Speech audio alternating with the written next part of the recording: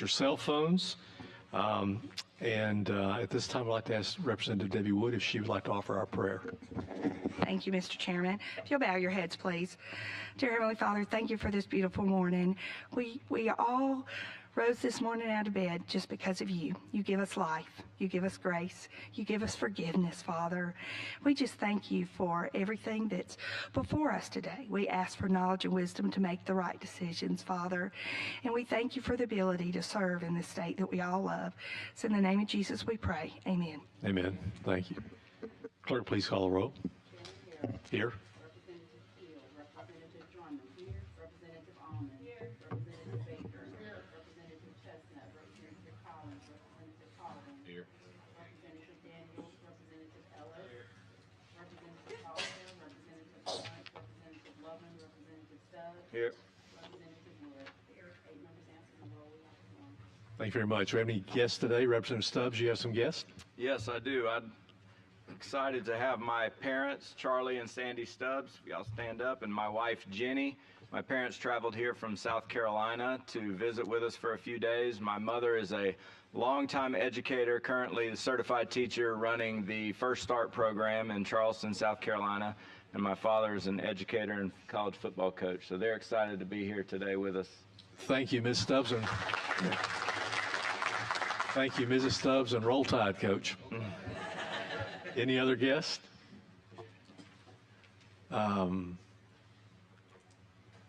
Representative Dahlman, you don't have a page with you today, do you? You're going to have a page, but you don't have one now. I have one, but he's not in here. Yeah. Tell them who your page is going to be. So just. Oh, yeah. My page is Whit Poole, and forgot Bill's last name. Whit Poole, who's the youngest of the 3 Pooles, and we've had, I think, all of them through here at one time or another. But I remember Whit when he was when he was born, and I can't believe he's walking the halls wearing a coat and tie now. So. Yeah, I just ran into Director Poole, and of course, he was former chair of this committee. He's now state finance director, and he had Whit with him. I can't believe he's the age. He looks just like brother to me. So he's well, you look for him today. Any other guests?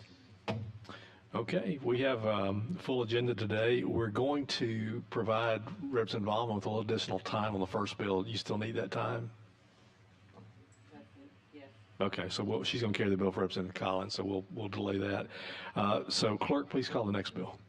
House Bill 46 by Representative Ed Oliver. Representative Oliver, you're recognized. Thank you, Mr. Chairman, and good morning.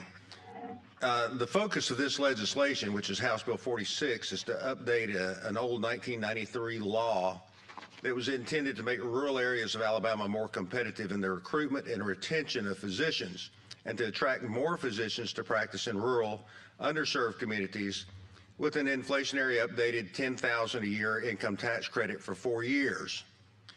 Under current law, the existing credit is available to licensed resident physicians who practice and reside in a small or rural Alabama community, which is currently undefined, of less than 25,000 residents, with admission privileges to a smaller rural hospital having an emergency department. Since 1993, a lot of things have changed in rural Alabama, as y'all are aware, such as rural hospital closures and shifting populations, making the current law cumbersome and just outdated. This update would provide an updated $10,000 a year for the 4-year tax credit, but would simply require a physician to live and practice in a rural community and would sunset in 2028 unless extended. And we redefined rural community to say an area within a county having a population of 50,000 or less inhabitants that is either of the following: a municipality with a population of 20,000 or less, or the unincorporated area of the county. We think the economic impact also would be significant. On average, each physician would generate over $1 million a year locally. There are a lot of impacts that I would expect this to have in rural areas, and I would love to answer any questions you might have. So I have 2 questions. One is the county definition of rural county is 50,000 or less. What is that currently? Do you know? The way it was defined was not necessarily with population. It was within a geographic area. Okay. And the second question, I can't help myself on numbers here, but in the fiscal note, it says that in tax year 2024, 68 rural physicians claimed the credit for a total of $251,000. So we figure if we doubled that, that would be about what it would cost. But it's a $10,000, I'm trying to make the math work, so that seems low to me that only 68, and at 68 times 10,000 would be more than that, 680,000, right? Yeah, So well, I'm just, the Hey, I math. went to Alabama, that's all I can tell you. Yeah, 680,000, right. So that number, Dustin, are we comfortable with that number? Mr. Chairman, I think part of the issue with trying to project out a number on the new program going forward would be that the parameters, and the sponsor can correct me if I'm wrong, but I believe that some of the parameters about who's eligible to apply has changed, so it's not quite a apples to apples. So it's indicative of the fiscal note, but the math to me was. I understand. Any other questions? Representative Drummond? Representative Oliver, along the same lines as Representative Garrett, is there any data to show previously who participated and how they recruit those individuals to those rural areas? Is there a marketing plan? Well, there's not a marketing plan for it. Doctors have to know about it, and it is right now pretty much a word of mouth thing that we've done. We're going to try to make it a little more publicly known. Rural areas like the one I live in my district, attracting doctors and retaining them is very, very difficult. So this is just one more tool in the box that we have that helps us with that. Any other questions? Yep, Representative Wood. I don't necessarily have a question, but I did want to share a little story with you of how important this is in offering financial assistance. I had a young doctor that grew up in Smith Station. She went away, wanted to come back to her hometown, but it was grouped with an area that was not rural. Smith Station is definitely rural. So we had to go and fight for her to be able to go back to her hometown where she wanted to go that was rural to get the incentive package that she needed.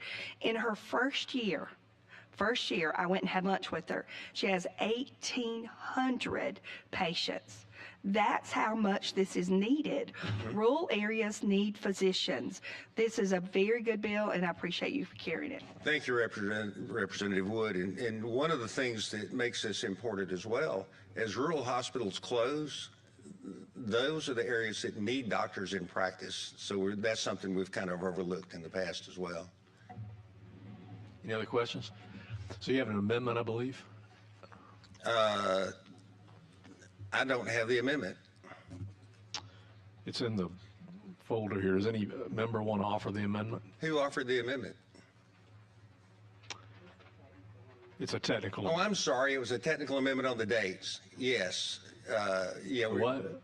It was a technical amendment on the date that it goes into effect. Yeah, okay. Yeah, I apologize. So Representative Wood, okay. Oh, And can you tell us, do you have it before you? yeah. You have it before you? Okay, I have it before me. Okay. Let's see. It terminates the existing, well, basically, let me go back over here. Here it is. Replace line 35 on page 2 with the following. To move up the date of termination of the income tax authorized, it replaces line 39 on page 2 with the following. The physician income tax credit to provide definitions, and then on line 43 of page 2 with the following new income tax credits, and to repeal the existing sections. And so basically it moves the date up and does some technical changes. It updates the bill. And that's a what you friendly said. amendment, and it gives everybody more time to adjust. Yes. The way we had it before, it went and took effect immediately. And it specifically mentions in here December 31, 2030, so that's that. Right. Yeah, So 20 amendment's been offered. Is there a second? Second, Representative Drummond, all in favor? Amendment's adopted. I'll entertain a motion on the bill as amended. Motion by Representative Colvin. Second, Representative Baker. All in favor, say aye. All opposed? Bill is given a favorable report. Thanks. Thank you. Clerk, please call the next bill. House Bill 525 by Representative Chestnut. We have a public hearing on this bill, so we will not vote on this bill today, but we will have a public hearing. So Representative Drummond, you're recognized to carry the bill. Thank you, Mr. Chair. In the absence of Representative Chestnut, I'll carry his bill. What this bill does, it's an existing program that we have with the Alabama Student Grant Program administered by the Alabama Commission on Higher Ed, and they award grants to students to attend certain approved independent Alabama institutions of higher learning. This one would simply add Selma University to those, which is a historically black college, which is in the Black Belt in the historic city of Selma, and that's the bill. Good. Any questions on the bill? We have a public hearing, so we have 4 people signed to speak, 2 opposed, 1 neutral, 1 in support. So first, let me recognize the opposition. Paul Hankins, Alabama Independent Colleges, you're recognized. Let's 2 minutes, how about? Thank you, Mr. Chairman. I appreciate the opportunity to talk to you in the committee. My name is Paul Hankins. I am president of Alabama Association of Independent Colleges and Universities, and I represent all the students in the universities that are currently covered by the student grant program. The one thing that they have in common is they're spread throughout the state of Alabama, and they include 5 historically black colleges and universities: Oakwood, Miles, Stillman, Tuskegee, and Talladega, as well as schools like Sanford, Huntington, Faulkner, Amridge, University of Mobile, and Spring Hill. So they spread throughout the state, and their students come from all over the state of Alabama. The one thing they have in common, and it's the same thing they have in common with the public 2 years and 4 years, is that they're all SACS accredited schools. And that has been the gold standard for how you appropriate money and in the legislature, and the standards you hold our schools to in terms of what they have to produce. The reason that's important is, first of all, obviously for the students, they need a degree that's recognized in the workforce, and they can allow them to go into the workforce with a credential to pursue a graduate degree, to go to med school or law school, or to get credentialing in other fields. And without an accredited degree, a regionally accredited degree, they're not able to do that. The second is, from your all's perspective, it's a standard that the publics and the privates are held to, that you can ensure that the money you appropriate is going toward degrees that are accredited. You don't have to go back very long to remember the for-profit schools that were springing up all over the nation, the Phoenix universities, the Virginia colleges, the DeVrys, that were taking advantage of students as for-profits. And the law also requires that you be a nonprofit school to participate in this grant as well. That took advantage of students, and those schools were nationally accredited. They weren't regionally accredited. And as a result, the students went out and tried to use those degrees, and they couldn't use them. They couldn't get further. They couldn't transfer their credits. Time. So if you want to be able to do that, then Mr. Chairman, I suggest that the easy way for Selma University to do this is to pursue SACS accreditation, and then they would automatically be covered by this law, and a change wouldn't be needed. Thanks, sir. Speaking in support of the bill, Dr. Sanford Angeline, Selma University. Welcome, Dr. Angeline.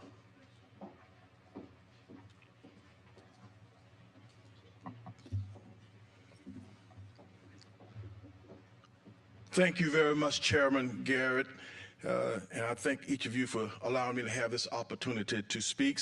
Selma University was organized in 1878 and has operated in its present location for 147 years. Although the university experienced setbacks in 2019, it has never closed its doors. Since spring 2021, the university has operated under new senior administrative leadership and new primary staff supervisors. Consequently, for the past 4 years, the university team has demonstrated the administrative capacity and physical responsibility to operate the university at a very high level. This is evident by the university achieving its 10-year accreditation reaffirmation in February 2024 with the Association for Biblical Higher Education, which is recognized by CHEER and the U.S. State Department of Education. And we've also received 4 years of financial audits that well exceed the Department of Education's composite score requirements. The university's enrollment has grown from 12 students in 2021 to about 100 students in fall 2024. All of these students have been able to afford a higher education at Selma University because we offer a reasonable tuition and affordable payment plans. Funds through the Alabama Student Grant Program will assist the university's work of reaching students from our communities, preparing them to be capable servant leaders, and sending them back to the communities where they live and work. Thank you. Thank you, Dr. Angelon. Appreciate it. Now, taking a neutral position is Dr. Purcell with the Alabama Commission on Higher Education. Welcome. Well, thank you. Good to see you all. I just want to mention that we were asked by President Angion to how to perhaps get access to these scholarships, and so I do believe the bill will allow that to happen, but it won't happen immediately. We do require in the legislation that y'all wrote many years ago that they have to be, eligible for Title IV funds, and they are not yet eligible. They will be in the process of seeking that. They are accredited by an entity that is recognized by the federal government. About 2 years ago, we got a notice for us to recognize accreditation similar to any entity that is accredited by the United States Department of Education. So they are accredited by one of those groups. To me, this is really about giving access to students. That particular neck of the woods has been without a university for a while. We had Concordia there that was funded through that program, and it has gone out of business. It is Selma, as I've mentioned earlier, and I think it's important for us to recognize that all communities can only grow if they have access to good education, and this could be an opportunity for that.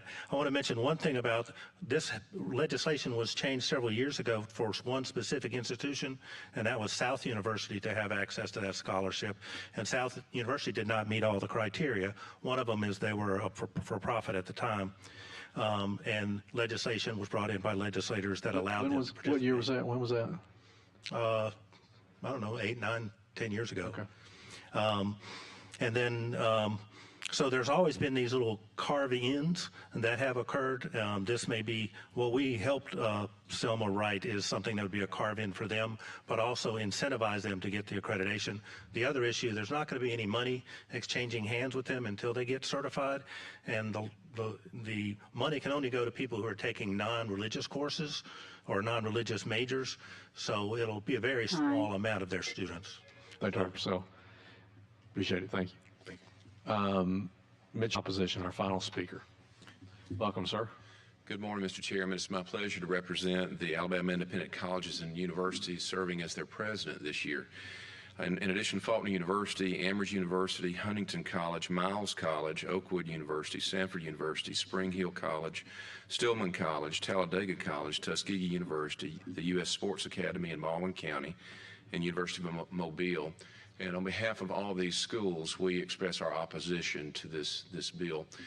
The reason for that is the SACS accreditation, as was mentioned earlier, has been the standard, and that needs to remain the standard. The carve out for South University, it should be noted that they are SACS accredited, and they are now a nonprofit university. With regard to this situation, we're concerned about a dilution of the grant. If you look at the legislative support and funding for public schools and compare that to what our private independent colleges receive, it is a David and Goliath situation as far as what state funding is. And so to disperse and dilute what we would receive otherwise, it's going to directly impact our students. And so we respectfully request that you please deny this bill at this time. I'll say this, I'm hopeful that other colleges will seek the SACS standard of accreditation, and hopefully if the college there in Selma would do so, we'd certainly welcome them to be a part of sharing in the grant program. And I appreciate your attention very much. Thank you so much. Do you have any questions for me? Thank you. Any questions for any of the speakers, 5 members? Representative Almond would like to ask Dr. Purcell a question. Thank you so much. Thank you.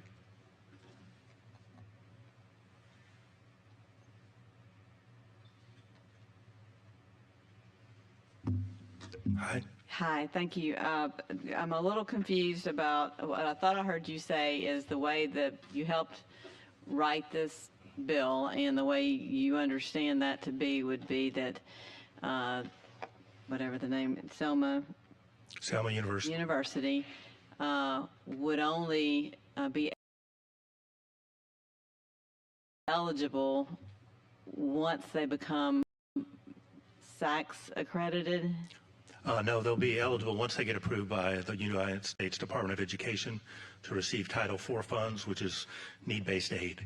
The scholarship is based on students who have need-based aid. So the distribution of the funds to all these institutions is based on the number of students, and some of the eligibility is related to the number who are need-based. So the bill says they would add an independent post-secondary historically black college or university located in Selma, Alabama that is accredited by a federally recognized accreditation agency. So is that specifically what you were just speaking of? Well, they are recognized by an agency now, the Bible accrediting agency, but they have not been reauthorized to receive federal aid. And but once that occurs, they will be able to have access. So in the short term, there will be no money that would go to them. It would certainly provide them incentive to get that authorization, and it would certainly expedite the number of low-income students in that area that could have access to a university. But is that somewhere else in this bill? Because it's not right here. Which is? What you just said, because this says once they become federally recognized accreditation agency, which you're saying they are already, then this says they are eligible. They're an approved institution. They are approved institution, but then there's a list of 3 or 4 other criteria, and that eligibility, I'll have to look at the bill specific. Okay, so it must be below that somewhere. Okay, thank you. Any other questions for any of the speakers? Representative Baker. I guess a couple of questions.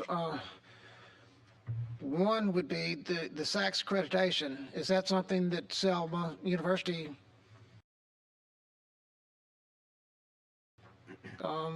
determines is achievable to be able to accomplish that? Because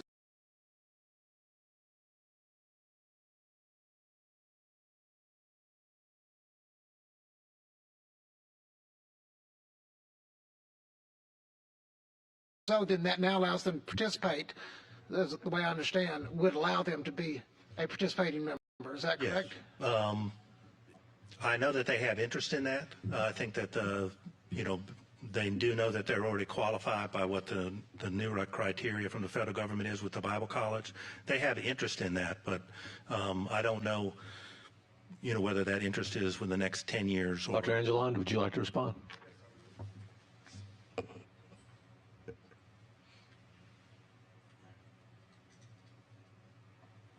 Thank you very kindly for that question. Selma University is actively pursuing dual accreditation at this time.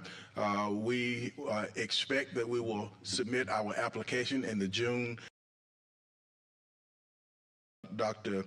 Stephanie Dolan, and we are expecting that application will be completed and submitted in June. By next June, we are hoping to be on candidate status. Any other questions? Thank you. Thank you, Dr. Angelon. Thank you.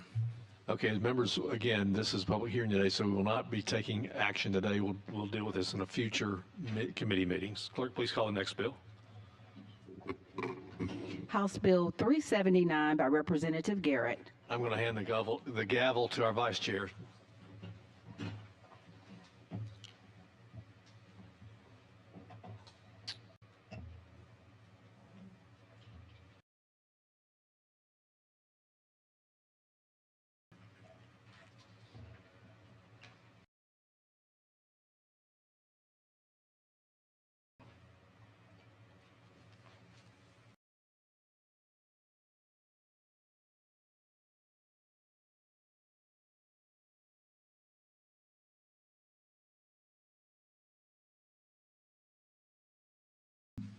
Thank you, Mr. Chairman. Thank you. This is a topic that I think we're going to discuss more and more in the future. It deals with remote workers as we're seeing more and more remote workers happen around the country. Alabama is a little bit different in that we began to tax you in Alabama if you work for 1 hour in Alabama. So if you come into Alabama from another state and you do any work in the state, technically you owe income tax if you work 1 hour.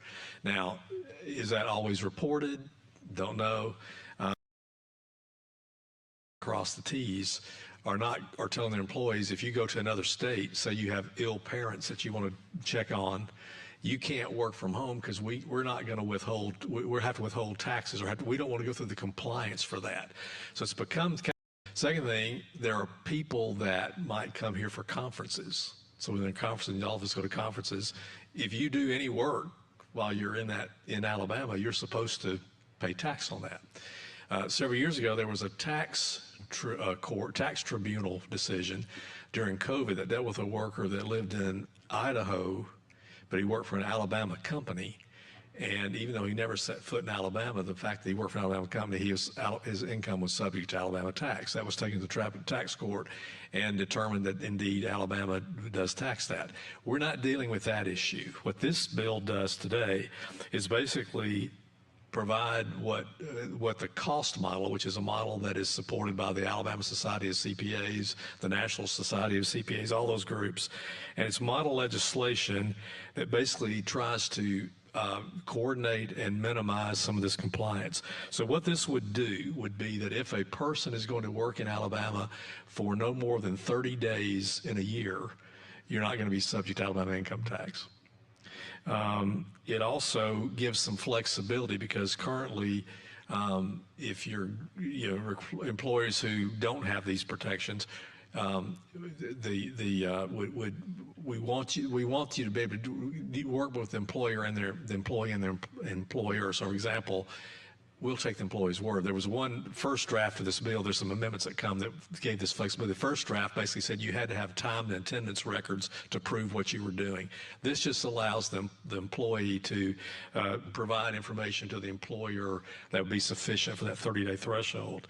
And the other would be that if the Department of Revenue later discovers that employee worked more than 30 days, so you think you're worth 30 days, but say the Department of Revenue finds out that you worked 31 days. You still owe the tax, Alabama tax, but they will waive the penalties and interest. So this is basically trying to do what surrounding states in Georgia, for example, you can do 24 days within a quarter. So we're talking about 30 days within a year. But this is a step toward us making it easier for remote workers to come here. Now, if you think at the big picture long term, if we want to deal with the fact that a person who works in another state and doesn't live here, should they pay the taxes here? Why would we care? Because that's taxing people that live in Alabama. Well, part of it is if you're a company in Alabama and you want to hire experts or you want to hire the best people you can, if you tell them you can work for us, but you got to pay tax, or they can work for somebody else in Utah or Georgia, and you don't have to, that's an issue. So we're not dealing with that issue. All we're dealing with today is basically setting up a bill that would allow for someone who works 30 days or less in the state who's a non-resident to not be taxable. Now, the other provision in this bill says that you have to be in a state that also does the same thing, either has no income tax or you have a similar provision. This bill has been vetted by the Department of Revenue. I appreciate their work on this. The two amendments will address conformity with the cost model. And one of the amendments that we've added is for disaster work, for disaster relief. Right now in Alabama, if we have a disaster, tornadoes, hurricanes, whatever, and out-of-state workers come in here to help, that's taxable income in Alabama. This would provide a provision for a disaster that's declared by the president or the governor. You would not be subject to tax. So that's the overview of the bill. There are two amendments. Thank you, Mr. Chairman. I've got both amendments here. Committee, if you look at the first one that's 3 pages long, we'll deal with it first. And I move that we accept this committee. Do we have this committee amendment? Do we have a second? Any questions? In favor, say aye. Aye. And opposed, say no. All right, Amendment 1 is accepted. The shorter amendment, I move that we accept this amendment. Do I have a second? Who is that? Brock, okay, Representative Colvin. In favor, say aye. And opposed, say no. All right, and that motion passes. All right, we're back to the bill. Got a question? Okay, Representative Colvin. Thank you, Mr. Chairman. Chairman Garrett, so whenever like the employer or the employee hits like that 31st day, do they start owing taxes on that 31st day or the all 31 days they've been here? How would that, when does it, when they I start? believe you did owe tax on the entire 31 days. I'm looking for confirmation. That's correct. Yeah. Gotcha. Any other questions? We hear a motion? Representative Lovern, seconds. Representative Allman, all in favor say aye. Aye. Opposed say no. Bill passes. Thanks, Mr. Chairman.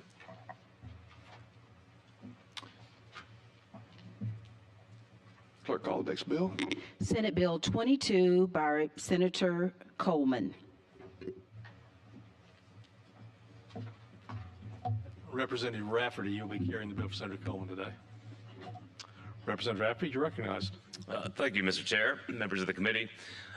This bill is very simple. What it simply does is add some language to the Alabama Jobs Act, particularly in what requiring the Commerce to include a provision in each project agreement that would govern the recapture of an incentive if the incentivized company is found in violation of certain human trafficking laws or child labor laws. So it's very simple like that. This has been agreed upon with Department of Commerce, and are there any questions? So basically, I see Ms. Jones, everybody's comfortable with this bill. So basically what happens is we have incentives that we do under the Jobs Act. There are clawback provisions. So for example, if a company has received incentives, but they don't honor the requirements to get that incentive, we can claw that back. This would add to that, that if the company is involved in human trafficking or violation of the child labor law, that would also be grounds for clawback. Any questions for the sponsor? Motion by Representative Colvin, second by Representative Drummond. All in favor say aye. Aye. All opposed? This is in favor report. Thank you.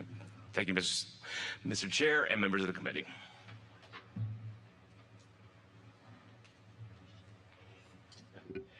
Thank you. Clerk, calls the next bill. House Bill 487 by Representative Parker Moore. Representative Moore, you're recognized. Thank you, Mr. Chairman. Committee members, this is the Alabama GI Independent Scholarship Bill, which is part of the Lieutenant Governor's package for the Military Stability Commission. It will provide scholarship opportunities for eligible dependents of disabled and deceased veterans that may meet certain residency and disability requirements. There are a few amendments that are going to be brought, so what I will read is going to be subject to change. This bill would reduce the minimum disability rating for participation in the program from 40 to 20%. And under current law, the scholarship program is restricted to only being the payer of last resort for the school tuition fees for all of the scholarships and grants that have been applied. And this bill would remove some of those restrictions, and this bill will also set up and establish a pilot program to allow a certain number of dependents of eligible veterans to participate in the scholarship program. And that, Mr. Speaker, I have, or excuse me, Mr. Chairman, Yes. I have Yes, sir. amendments. Okay, well, let's take the amendments. Representative Stubbs.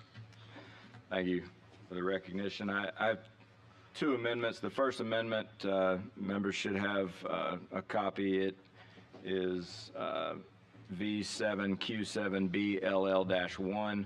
This amendment changes some of the numbers that Representative Moore just mentioned, changing the original bill changed from 40 to 20%. This amendment changes it to 30% as far as the qualifying veterans disability rating. And that's for this first amendment. It does lower the fiscal note of the bill considerably. So I have a question about that disability. So you mentioned disability rating. So is that that's a term that's like 40%, 20%. Who makes that? How does that determined? So it's reevaluated every year based on their doctor and who, typically they go to a VA and they assess them on their disability rating every year. I guess there's some standard for that, I guess. There is. Okay. Any other questions about the amendment? So Representative Stubbs is offered as a second to this amendment. Second by Representative Drummond. All in favor say aye. Aye. All opposed? Okay. You have another amendment? I have a second amendment. It is accompanying this. It is just addressing some code sections and establishing this pilot program. So I offer that amendment. Is there a second? Second by Representative Drummond. Any questions? All in favor say aye. Aye. All opposed? Okay, so the bill has been amended for those two provisions. The only question I've got is, what is the rationale for removing the requirement that this scholarship be the first payer for 2 years? So there's been several discussions among some of the different universities and trying to find an agreed upon language. And at this time, we cannot officially move forward with any agreed upon language. So we are wanting to just strike that out and move forward as is so we can get that pilot program in there and get it in place. So you're saying you would come back together. You're saying you want to remove the last resort requirement, or are you? We want the scholarship to be the first scholarship or the last scholarship? So it'll be the last scholarship. Okay. And to address one of your questions that you had previously asked, so the total benefit was appropriated at $59.8 million, and the expenditures were only a little over $33 million. So there's about $26.8 million that was reverted back. Okay. So this amendment, the second amendment, did take care of that. It last corrected that. Thing. Okay. Yes. Okay.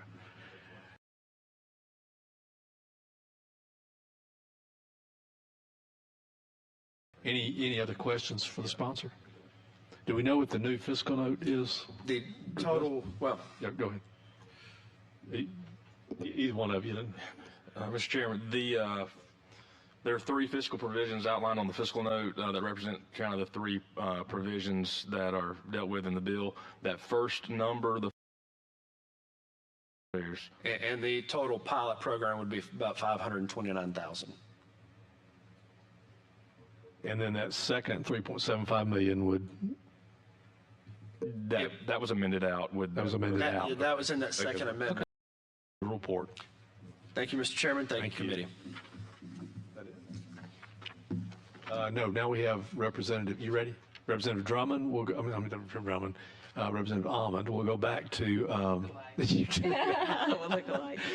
we'll go back to the first bill, HB 273, Representative Collins' bill. Yes, sir. Thank you. I am carrying this for Representative Collins, who is unable to be with us today. This is a bill that we've actually been working on for a couple of years, and Ms. Collins finally pulled it all together and got all the players at the table, so I'm proud to present this bill on her behalf. Students from the University of Alabama actually came to me a couple of years ago and asked that we be able to set this program up as something they wanted to participate in. It's a nationwide program, as well as students from Auburn University and other universities across the state. And they have to actually have a process and system in place to do that. And so Alabama Commission on Higher Education, I don't know if Mr. Purcell's still in here, but he's apparently agreed to work in concert with this organization. And this bill basically establishes the Hunger-Free Campus Act and the process by which any university, the bill actually calls for public institutions, 2 or 4 year institutions. There will be an amendment to add private 2 and 4 year institutions, which I understand is a friendly amendment and agreed to by both Ms. Collins and Ake. But the bill would this is a voluntary program. Nobody has to do it, but if a student group working in concert with staff at the universities want to establish this program, the whole goal of the program is to do one of several things. They bring awareness to the fact that there are students on campus who cannot fully fund or adequately pay for basic food needs. It requires them, one of the things they can do is to help these students navigate where they can, if they have SNAP benefits, where they can use those SNAP benefits on campus and then in the community in which they live. It can allow students who have to purchase these, I don't know what we call them these days, but meal plans, thank you, to be able to donate part of their meal plans to a food bank, and so other students could use part of their meal plan. Things of that nature is what this would do. Basically, it's not only just to bring awareness of the fact that there are hungry students on campus, food insecurity on campus, but also to actually provide benefits to those students. So this bill sets up that process and would ask for favorable passage and at the appropriate time bring the amendment. So Dr. Purcell presented this when he made his overview at the beginning of the session, I believe. So let's get the amendment and then we'll talk about the, you have the amendment? Mr. Chairman, I have the amendment as well. I think my colleagues are trying to make me look like I'd participate in things because my parents are here, so I have a lot of amendments today. But the amendment, as Representative Allman mentioned, the amendment to House Bill 273 simply allows for private 2- and 4-year institutions to also participate in this in a permissive capacity. Is there a second on the amendment? Second by Representative Baker. Any questions? All in favor say aye. Aye. All opposed? So let me just ask a question. So this basically would require that AIC set up a process and whether or not they adopted that process. And what you're doing is basically bringing awareness to the hunger issue on campuses. You're letting people know where there are food pantries. You're allowing students the ability to participate. Dr. Purcell, you want to elaborate? Yeah, the national organization has the criteria that we would be doing. Auburn and Alabama have done a great job on this initiative, but there's a lot of people that are hungry in other institutions, and it will help expand it. The big thing is, in order for them to have a food bank maybe on campus, they're going to need to have a place. It needs to be renovated. It needs to have industrial strength refrigerators and those kind of things. And this fund would be really to jumpstart those local initiatives. Once you get one of those food bank things started locally and you have active 10,000 students at a campus helping you, it can really produce a lot of good food in a short period of time at low cost. So that's why we thought we'd be engaged. There's no cost. We're not going to charge against it. It's just helping with the process, having them apply and identify the places that need the biggest jump start. So there's no state funding of this other than the fact that the universities may incur expenses in setting this up to administer their program? Well, we actually asked for funding. It isn't in the current budget, so to me this is really setting up that fund. There is ability for us to reach out to get grants from, there's a national organization that helps find funds. So there is other ways for us to receive funds. Well, we did ask for $200,000 in the budget. We didn't get it this year, but I think that depending on how budgets are in the future, we would have access. So this is just establishing that, and we'll do the other parts, which is sort of getting people certified. Awareness and like that. All those kind of things. Okay. Any other questions? Representative Drummond. Representative Allman, does the school set up the task force or does AIC set up the task force?